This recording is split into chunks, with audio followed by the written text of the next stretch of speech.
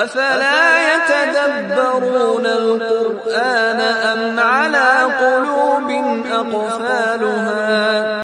نیک لوگوں کے بارے میں اگرچہ امت کے لیے لازمی نہیں ہے، لیکن جو نیک لوگ ہیں تو وہ بھی راتوں کو پوری رات سوتے نہیں ہیں، بلکہ اللہ تعالیٰ فرماتے ہیں کہ جنتی لوگوں کا ذکر کرتے ہوئے اللہ فرماتے ہیں سورہ ذاریات آیت نمبر 15، ان المتقین فی جنات وعیون، متقی لوگ باغات میں ہوں گے، چشموں میں ہوں گے قیامت کے دن. اللہ تعالیٰ ہمیں ان لوگوں میں سے کر دے. لیکن اس کے لیے عمل کیا کرنا ہوگا؟ آخذین ما آتاہم ربہم، وہ لیں گے جو انہیں ان کا رب دے گا، جو ان کا رب قیامت کے دن ان پر اپنی رحمت نشاور کرے گا، نعمتیں دے گا، تو وہ اس کو لیں گے. کیوں؟ کس وجہ سے اللہ ان پر اتنے نعمتیں کریں گے؟ مومنوں پر، متقیوں پر. انہم کانوا قبل ذلک محسنین، یہ لوگ اس سے پہلے یعنی دنیا میں بڑے نیک لوگ تھے. ان کی نیکی کیا تھی؟ خاص اعمال کیا تھے؟ کانوا قلیلا من اللیل ما یہجعون، راتوں کو تھوڑا سوتے تھے، تھوڑی رات آرام کرتے تھے. یہ مومنوں کی صفت ہے.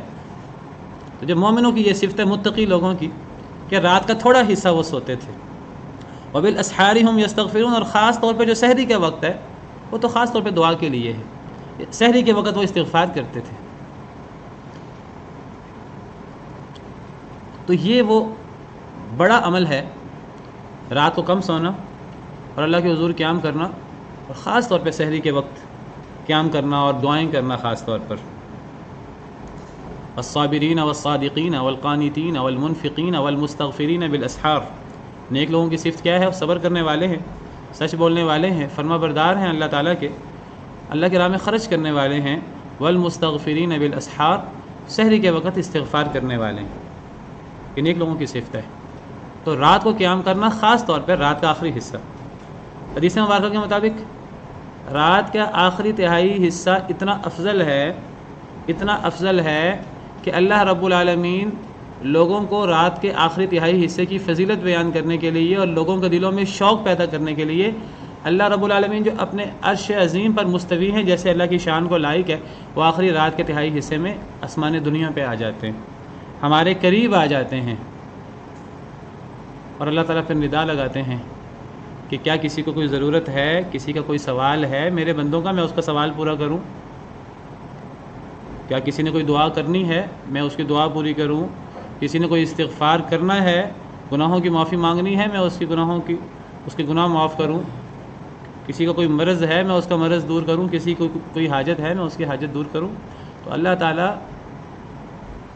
جس نے دینا ہے، عام طور پر طریقہ کار کیا ہے؟ لینے والا دینے والے کے پاس جاتا ہے. لیکن یہ رات کا آخری تہائی حصہ اتنا افضل ہے، اس کی اتنی فضیلت ہے کہ اللہ تعالیٰ دینے والا لینے والے کے، مانگنے والے کے قریب آتا ہے. آسمان دنیا پہ اللہ تعالیٰ آ جاتے ہیں حدیث مبارکہ کے مطابق. اور پھر اللہ تعالیٰ ندائیں لگاتے ہیں، اور اللہ معاف کریں ہم لوگ سو رہے ہوتے ہیں غفلت میں. تو اسی طرح نیک لوگوں کے بارے میں فرمایا کہ نیک لوگ، جنتی لوگ کون ہوتے ہیں؟ سورہ سجدہ آیت نمبر 16 اللہ نیک لوگوں کی صفت بیان کرتے ہیں کہ نیک لوگ کیا ہیں، کیا عمل کرتے ہیں. تتجافى جنوبهم عن المضاجع، الگ رہتے ہیں ان کے پہلو بستروں سے. پوری رات ان کے پہلو بستر سے لگے نہیں رہتے، بلکہ ان کے پہلو بستروں سے الگ رہتے ہیں. یدعون ربهم خوفا وطمعا، وہ ان کے پہلو بستروں سے الگ رہتے ہیں. وہ کیا کرتے ہیں؟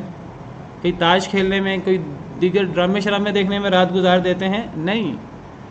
یدعون ربهم خوفا وطمعا، پوری رات ان کی اللہ کے ساتھ راز و نیاز میں، دعائیں مانگنے میں گزر جاتی ہے.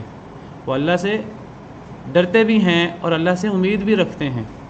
راتوں کو سوتے بھی نہیں، اور راتوں کو اللہ کے حضور قیام کرتے ہیں، اور راتوں کو قیام کرنے کے باوجود اللہ کا ڈر سب سے زیادہ ان میں ہوتا ہے. یہ نہیں سمجھتے کہ بڑا مار کا مار لیا ہم نے، اب تو جنت ہمارے لیے الاٹ ہو گئی ہے. نہیں، رات کو ان کے پہلو بستروں سے الگ رہتے ہیں، اور اس کے باوجود خوف کی حالت میں اللہ سے دعا کرتے رہتے ہیں، اے اللہ تعالیٰ بڑے گناہ گار ہے تو معاف کر دے. اور امید بھی ہوتی ہے کہ اے اللہ آپ کی جنت ہے، آپ کی نعمتیں ہیں، تو اے اللہ تعالیٰ ہمیں اپنی جنت کا وارث بنا دے. تو یہ دعائیں کرتے ہیں. ایک اور آیت کریمہ میں فرمایا نیک لوگوں کی صفت کیا ہے؟ رحمان کے بندے کون ہیں؟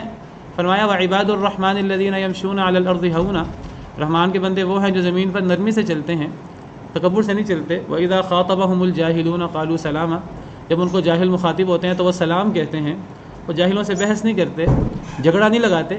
اور ان کی دوسری بڑی صفت کیا ہے؟ وَالَّذِينَ يَبِيتُونَ لِرَبِّهِمْ سُجَّدًا وَقِيَامًا، وہ لوگ رات گزارتے ہیں اپنے رب کے لیے بستر پر نہیں، رات کا سارا حصہ بستر پر نہیں گزرتا، سجدے اور قیام میں رات گزرتی ہے۔ قیام میں ہیں، قرآن پڑھ رہے ہیں، یا سجدے میں ہیں، پیشانی زمین سے ٹکائی ہوئی ہے، اللہ سے دعائیں کر رہے ہیں۔ کیا کہتے ہیں؟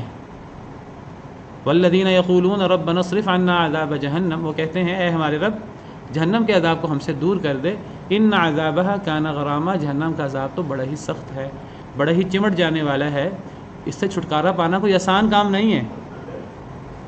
انہا ساعت مستقرا و مقاما، بہت برا ٹھکانہ ہے، بہت ہی برا مقام ہے۔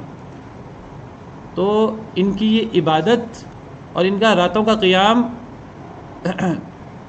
ان کے اندر اللہ کا ڈر مزید پیدا کر دیتا ہے، یہ اللہ سے زیادہ ڈرنا شروع کر دیتے ہیں، اور اللہ کی رحمت کے امیدوار بھی ہوتے ہیں، امید اور خوف دونوں ہوتے ہیں۔ اور میں نے کئی دفعہ ذکر کیا ہے، جو بندہ جتنا زیادہ اللہ کے قریب ہوگا، جتنا زیادہ اللہ کی عبادت کرے گا، جتنا زیادہ نیک کام کرے گا، اتنا زیادہ اللہ سے ڈرنے والا ہوگا۔